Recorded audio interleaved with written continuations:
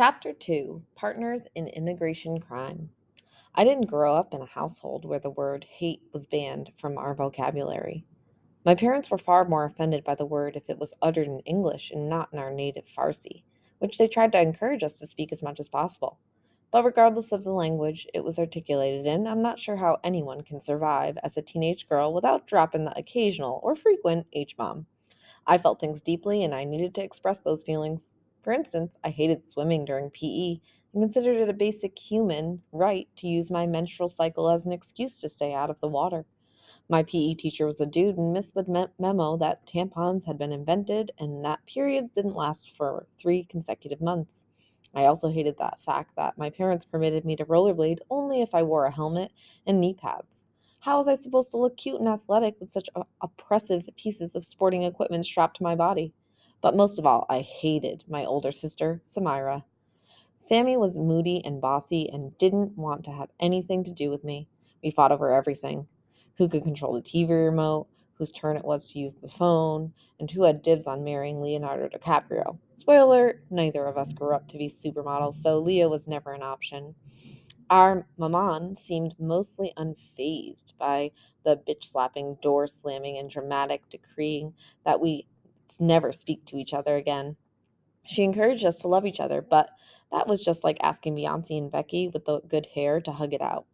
One day, you're going to be best friends. You'll see, she'd say, with as much conviction as the psychic friends network. Worried these assertions could only mean one thing. My mom was secretly hitting the crack pipe. An affinity for street drugs was the only explanation for what were clearly the rantings of a strung out lunatic. She will never be my best friend, I usually said in response. I want her out of my life forever. No matter how regularly Samira and I brought each other to tears, my mother swore we grew up to realize we couldn't live without one another. But I wasn't buying the bill of goods Sadie was selling. She didn't get it. She was the youngest of 7 children and had 3 older sisters who adored her. I was confounded by their relationships. At one point, we even lived next door to one of my aunts and down the street from one another by choice. When you're a kid and live under the same roof as your siblings, you're forced to tolerate them. But why would anyone choose to live near their siblings if they didn't have to? If that wasn't the definition of insanity, I didn't know what was. But in typical wise, sage mom fashion, she turned out to be right. The 3-year age difference between Samira and me seemed insurmountable until my freshman year of high school. It was the fall of 1994 when we spent our days on the same campus for the first time since attending grade school together. The country was still reeling from Kurt Cobain's suicide and the infamous white Bronco chase. The only Kardashian we knew about was Rob Sr. Grunge music dominated the airwaves with bands like Smashing Pumpkins, Pearl Jam, and Soundgarden performing mosh pit appropriate tracks. Flannels, goatees, and combat boots were in. Bodysuits, hypercolor, and perms were on their way out. Samira was a senior at Lynbrook High School, and from the moment I enrolled as a ninth grader, her protective older sibling instincts kicked in and she took me under her wing. The junior high I'd opted to go to didn't feed into Lynbrook, but my parents insisted that I attended the same high school as my sister. Plus, Lynbrook, the alma mater of 7 of my cousins, was one of the best public schools in the now famous Silicon Valley, and even though my family couldn't afford to live in the district, we weren't going to let our less desirable zip code keep us out. Iranians are nothing if not resourceful. Since my Dadi Madra lived in the coveted and ritzy Saratoga neighborhood within Lynbrook's district, we used his address to finagle our way into the school. It was one of the many secrets that my sister and I kept from the authorities. We weren't living in the country legally, and we weren't residents of the swanky Bay Area suburb our classmates lived in. If there was anything that terrified us as much as getting deported, it was that the principal's office would discover our address scam and send us down the road to the rough and tumble streets of Cupertino. While our friends were in on our address fraud, my sister and I preferred not to advertise our undocumented immigrant status to them. I was too afraid of how many girls who'd been born in America would judge me if I confessed that I wasn't supposed to be living in the country. There was one Canadian member of my clique who'd always blathered on and on about her parents had taken the appropriate legal channels to move to the United States. It wasn't fair that other people lived here illegally, she would say. I didn't bother pointing out to her that Canada wasn't in the throes of a war or revolution. Her family had the luxury of time on their side because, well, their lives weren't in danger. I was also fairly certain if she learned about my illegal status, she would enlist her parents to call the proper authorities. I tried not to resent the fact that my friends were all allowed to live in the country. They may have had US passports, but at least I was the only one with the cool older sister. To simply say Samira was cool would be the understatement of the century. My sister and her friends had reached legendary status at Lynbrook. They took squad goals to epic heights. There was a group of 8 girls, one prettier than the next. They had cool American names like Jocelyn and Rachel and Anne Marie. They were outgoing and confident and transcended every high school clique. They had boyfriends who played guitar and sang in bands with names like Liquid Courage. I had a secret obsession with them that predated my days at Lynbrook. For years, I studied my sister's yearbooks and covertly read the messages her friends scribbled in the back pages. I knew who was dating whom. I knew everyone's high school crushes. I knew the names of hot senior guys I'd never even met. Seeing in them person, them in person, like being surrounded by my favorite celebrities. If Facebook and Instagram had existed back then, the rest of the school would have died of jealousy from the no filter window into their social lives. I know I nearly did. And though I have studied them meticulously, I never quite understood my sister's goddess like qualities until we walked the halls of Lynbrook together. She moved with a confidence I'd yet to master. She didn't need a green card to fit in. Everything about the way she carried herself said, I belong.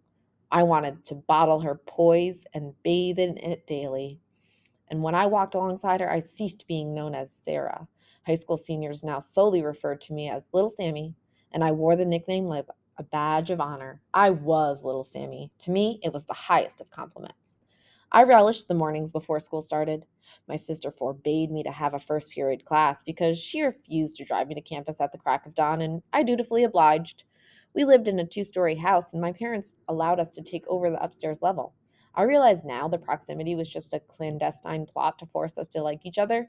Every morning after getting up for school, we hopped into Samira's beat up gray 1988 Toyota Camry, which had been passed down to her from our parents. Live 105 regularly played on the radio as we made the 15-minute drive to school, with the windows down and Eddie Vedder singing sheets of empty canvas, untouched sheets of clay. We veered into the massive parking lot and snagged a spot in the front where only the seniors were allowed to park.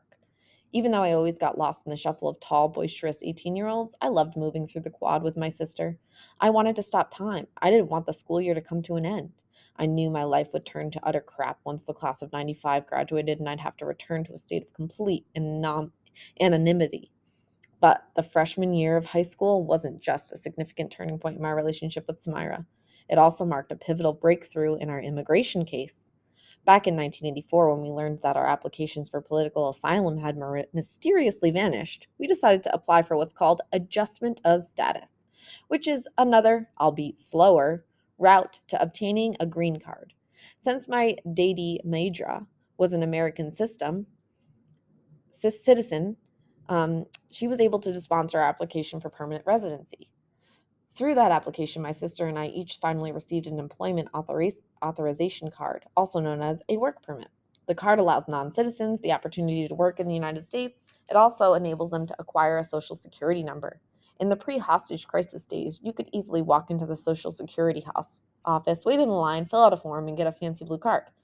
But now we had to at least prove that we had a right to work in the country, and that was exactly what the employment authorization card stipulated. It had been only a year since I discovered we were undocumented, so I didn't quite grasp the gravity of the day our Social Security cards arrived in the mail.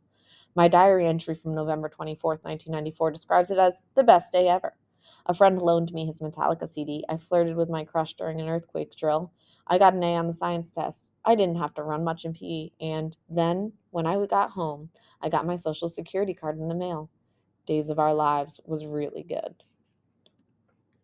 I gave the moment as much weight as a strong episode of my favorite daytime drama. I had no idea the amount of legal fees and stress my parents endured in order for my sister and me to have government IDs. It had been 12 years since we moved to the States, and now the government finally knew I existed. This was both a relief and totally terrifying. If they knew I existed, then wouldn't it be easier for them to track me down and deport my ass? Surprisingly, the answer was no. Unbeknownst to me, we were actually in a temporary safe zone from getting deported. Since our applications for green cards were pending, the government wouldn't give us the boot unless our application was denied. So, the stakes were still high. If at any point our application was rejected, we wouldn't be allowed to remain in the country. On the bright side, my sister and I were now legally allowed to work in the United States. Since immigrant children generally inherit their parents' insane work ethic, I was thrilled that I could finally make my own living. My first legally paying gig was at a Baskin Robbins rollerblading, only a rollerblading distance from our home. I thought I'd hit pay dirt. I made $4.50 an hour to eat ice cream all day. I was in high school now, and I had my own job. I was an independent woman. My parents brought home the bacon, and I brought home 2 free scoops of pralines and cream every day. I finally felt like a grown up. I was mature and worldly. I knew how to make a milkshake, and scooping ice cream gave me biceps to rival Michelle Obama's. The worst part of my day was being forced to wear a visor to work, the world's ugliest fashion accessory, second only to the fanny pack. But other than that, life was coming up roses. And from where my sister was standing, I was no longer the bratty thorn in her side. I was now her contemporary. It was obvious why I grew to love Samira once we went to high school together, but she also had reason to take a liking to me. Maybe it was the fact that on the mornings we entered campus together, I gawked at her like she was a movie star gracefully making her way down the red carpet. Or maybe it was the nights I kept her company when she received the devastating news that her friends had gone to a party without her. But mostly, it was my undying loyalty. Any of you younger siblings who are hoping to forge a better connection with your older brother or sister, here's all that required of you. Don't sell them out to mom and dad. There are exceptions to this rule, but I stuck by it pretty hard. As a child, I relished reporting my sister's screw ups to my parents, like the time she called 911 for just for kicks. 911 for just for kicks, with no thought to the fact that we were a household of undocumented immigrants, and the police showed up at the front door. We said we dialed the number by accident, and the police let us off the hook without a warning, with a warning. When I wasn't telling on Samira, I would regularly resort to blackmail, extortion, or torture. I suppose if Savak still existed in Iran, they could have hired me to be their first 10-year-old agent. I remember one particularly weekend morning when my dad forced me to walk to the grocery store to buy my sister's ginger ale since she had a stomach virus, a virus. Ha! I could smell her hangover from a mile away. I cursed her under my breath as I carried the heavy liters of soda home, and even though she couldn't keep any food down, I ate a stinky omelet in her presence. I'd seen the trick on a rerun of Roseanne when Darlene um, resented a presented a hangover Becky. But once we went to the same school, I learned a very important lesson. Samira was far more valuable to me than my parents. They didn't have the power to improve my social status, so my loyalties lay with my sister. I had to let her know that I could be trusted. I would do anything to demonstrate my allegiance. I kept every illicit activity to myself. I didn't tell my parents when she'd cut school to go to the beach or that she'd missed an entire Aerosmith concert because she passed out from drinking before the band took the stage. But a year or so later, when Smyra went to college, I reluctantly agreed to keep her most severe act of rebellion to myself. When she revealed to me she was taking a secret trip to Mexico with her friends, I didn't say, "But you know that we don't have green cards and we're not allowed to leave the country. If you get stopped at the border, they could detain you. Worst case scenario, they might send you to Iran. And then no one will be around to loan me cool outfits and drive me around town. Or you might have to live in Mexico forever." And you took French in high school. Instead, I said something like, "That's so awesome. Bring me back a souvenir. Hasta luego."